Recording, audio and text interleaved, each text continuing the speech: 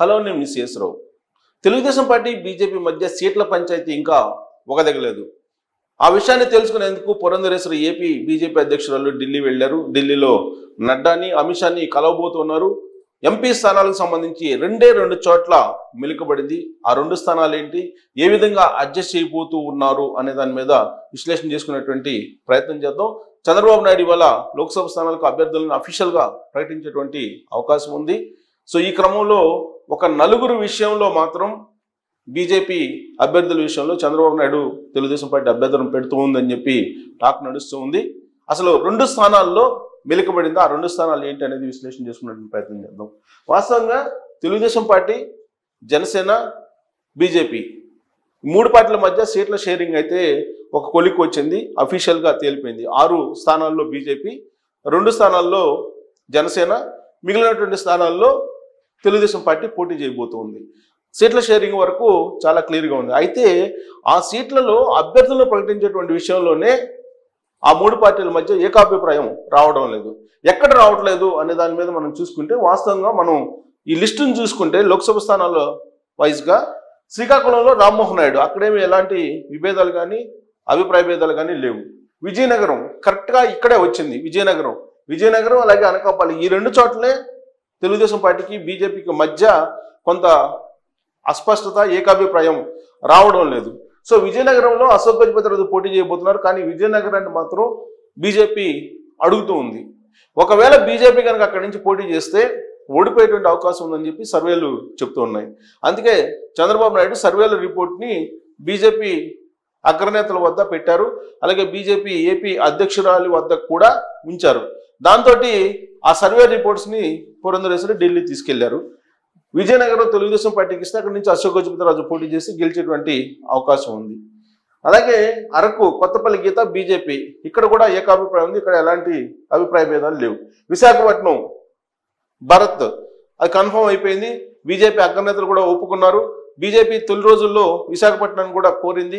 అక్కడి నుంచి జీవీఎల్ను నించోవాలనేటువంటి ఇంట్రెస్ట్ ఉన్నారు కాబట్టి ఆ సీట్ కావాలన్నారు. దానికి తెలుగుదేశం పార్టీ నో అన్నారు. సో దాంతో భరత్ అభ్యర్థిత్వం దాదాపు కన్ఫర్మ్ అయిపోయింది. దాదాపు కాదు, 100% కన్ఫర్మ్ అయిపోయింది. ఆ విషయంలో కూడా ఎలాంటి పొరపచ్చాలు ఆ కూటమి మధ్య లేవు.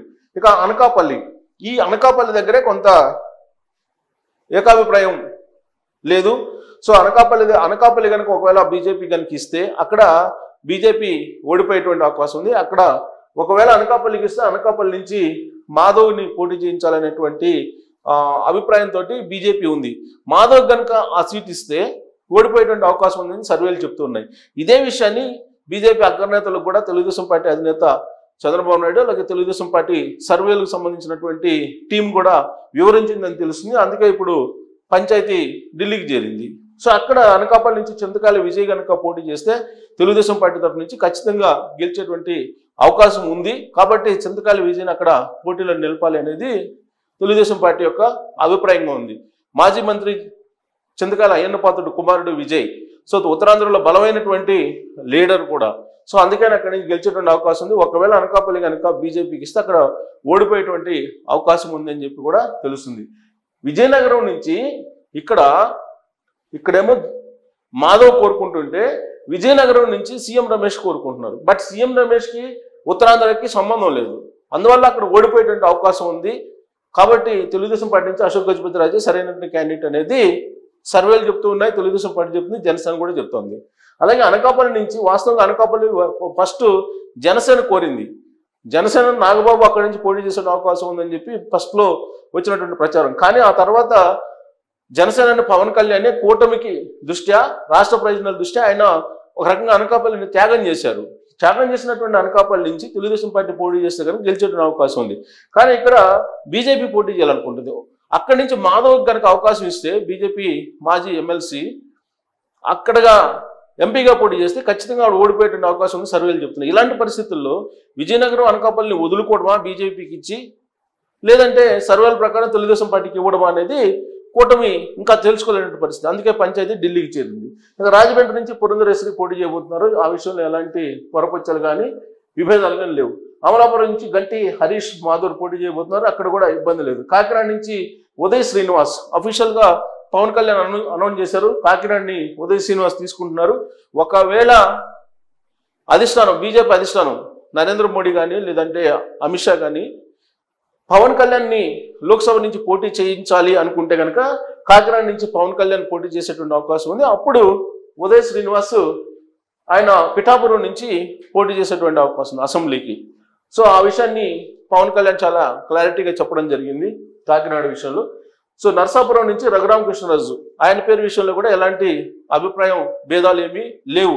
కొంతమంది బీజేపీలో ఉన్నటువంటి వైఎస్ఆర్ కాంగ్రెస్ పార్టీ కోవట్లు మినహా బీజేపీలో ఉన్నటువంటి అందరూ కూడా రఘురామకృష్ణరాజు అభ్యర్థిత్వాన్ని సపోర్ట్ చేస్తున్నారు, మద్దతు పలుకుతున్నారు. తెలుగుదేశం పార్టీ కూడా మద్దతు పలుకుతుంది, జనసేన కూడా మద్దతు పలుకుతుంది. అందరికీ కూటమికి ఏకాభిప్రాయంగా ఉన్నటువంటి అభ్యర్థి రఘురామకృష్ణరాజు. కానీ బీజేపీలో ఉన్నటువంటి కొంతమంది కోవట్లు, ప్రత్యేకించి ఒక నలుగురు ఆయన అభ్యర్థిత్వాన్ని వ్యతిరేకిస్తున్నారు. దాంట్లో ప్రధానంగా రాయలసీమకు సంబంధించినటువంటి ఒక లీడరు రఘురామకృష్ణరాజు అభ్యర్థిత్వాన్ని వ్యతిరేకిస్తూ ఒక లెటర్ కూడా రాయడం జరిగింది. బట్ ఎవరిని చేసుకున్నప్పటికీ కూడా నర్సాపురం నుంచి రఘురామకృష్ణరాజుకి ఫైనల్ అయిపోయింది, అక్కడ ఏకాభిప్రాయం ఉంది. ఇక ఏలూరు నుంచి పుట్టా మహేష్ దాదాపు కన్ఫర్మ్ అయిపోయింది. పుట్టా మహేష్కి ఏలూరు నుంచి తెలుగుదేశం పార్టీ. సో మచిలీపట్నం నుంచి వల్లభనేని బాలశౌరి, ఇక్కడ కూడా జనసేన, ఇక్కడ ఎలాంటి భేదాభిప్రాయాలు కూడా లేవు. ఇక విజయవాడ నుంచి కేసినేని శివనాథ్ ఆయన విషయంలో కూడా ఏకాభిప్రాయం ఉంది. ఇక గుంటూరు నుంచి పెమ్మసాని చంద్రశేఖర్ ఆయన విషయంలో కూడా ఏకాభిప్రాయం ఉంది. ఎక్కడ కూడా అభిప్రాయ భేదాలు కూటమిలో లేవు. నర్సరావుపేట నుంచి లావు శ్రీకృష్ణదేవరాయలు ఆయన కూడా కన్ఫర్ము, అక్కడి నుంచి కూడా ఏకాభిప్రాయం ఉంది. ఇక బాపట్ల ఎంఎస్ రాజు ఇక్కడ కూడా ఏకాభిప్రాయం ఉంది, ఇక్కడ కూడా ఎలాంటి భేదాభిప్రాయాలు అయితే లేవు.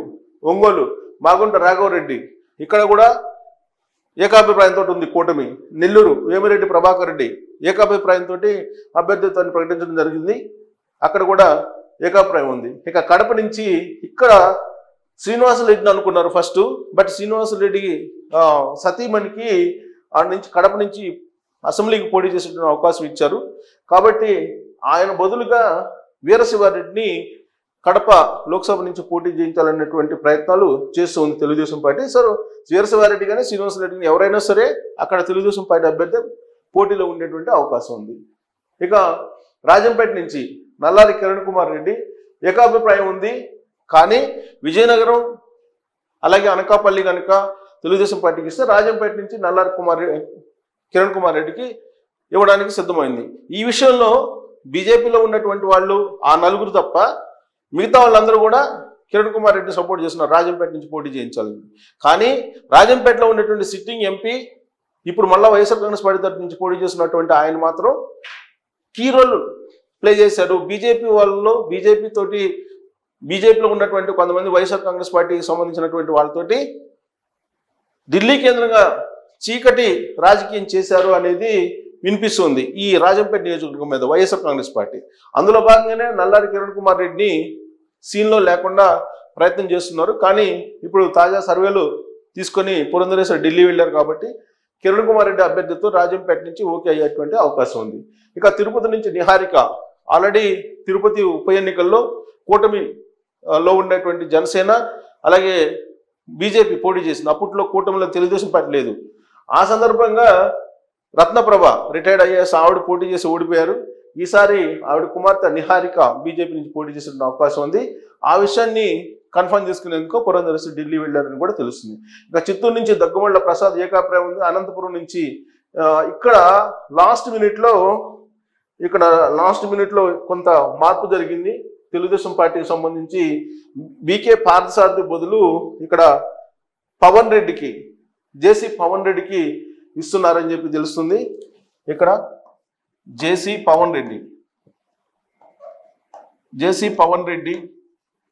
సీన్ వచ్చేస్తున్నారు.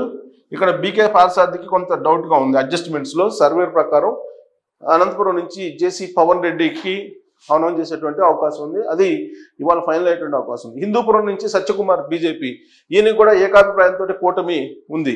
గత కూటమిలో ఉండేటువంటి ఆ నలుగురు మాత్రం కొంత డిస్టర్బ్ చేస్తున్నారు తప్పితే మూడు పార్టీల మధ్య కూటమికి ఆమోదయోగ్యమైనటువంటి అభ్యర్థిగా బీజేపీ తరఫు నుంచి హిందూపురం నుంచి సత్యకుమార్ యాదవ్ పేరు వినిపిస్తుంది. ఇక నంద్యాల నుంచి బైరెడ్డి శబరి ఆమెను కూడా కూటమి ఏకగ్రీవంగా అంగీకరిస్తుంది. కర్నూలు నుంచి డాక్టర్ పార్థసారథి. సో 2 చోట్ల ఇప్పుడు కూటమి మధ్య భేదాభిప్రాయాలు ఉన్నాయి. ఒకటి విజయనగరం, రెండు అనకాపల్లి. వాటి బదులుగా రాజంపేట అలాగే హిందూపూర్, తిరుపతి అవి ఇవ్వడానికి సిద్ధపడింది కూటమి. సర్వేల ప్రకారం కూడా విజయనగరం, అనకాపల్లి తెలుగుదేశం పార్టీ గెలిచేటువంటి అవకాశం ఉందని చెప్పి కూడా చాలా క్లియర్గా ఉన్నాయి. అలాగే బీజేపీ రాజంపేట నుంచి, హిందూపురం నుంచి పోటీ చేస్తే గెలిచేటువంటి అవకాశం ఉంది. తిరుపతి కూడా బలమైనటువంటి స్థానం బీజేపీకి, అందుకే ఆ స్థానాల్లో పోటీ చేస్తే కనుక బీజేపీ గెయిన్ అయ్యేటువంటి అవకాశం ఉందని చెప్పి సర్వేలు చెప్తూ ఉన్నాయి. సో మొత్తం 6 స్థానాల్లో 2 చోట్ల మాత్రమే కొంత మెలికబడింది, విజయనగరం అలాగే అనకాపల్లి. ఈ 2 కనుక అడ్జస్ట్ అయితే ఏకాభిప్రాయం వస్తుంది కూటమి మధ్య. ఇవాళ రేపు అభ్యర్థుల్ని అనౌన్స్ చేసేటువంటి అవకాశం ఉంది, లోక్సభ అభ్యర్థుల్ని.